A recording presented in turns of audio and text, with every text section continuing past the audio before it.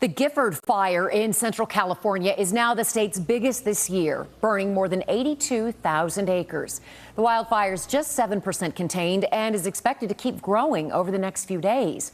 Jason Allen is near Santa Maria with the latest. Armed with shovels, picks, and weed whackers, this California fire crew marches out to battle the Gifford Fire with help from above as an air tanker drops fire retardant over the dry land in Los Padres National Forest.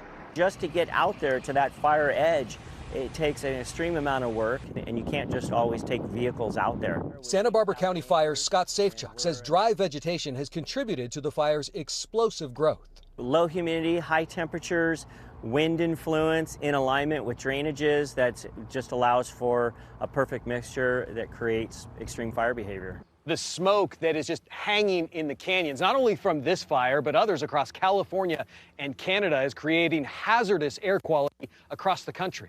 Air quality, even miles away from the fire, can really affect community members, particularly elderly, children, people with respiratory issues like asthma. On Monday, the Gold Fire erupted east of Los Angeles, forcing campers to evacuate the San Bernardino National Forest.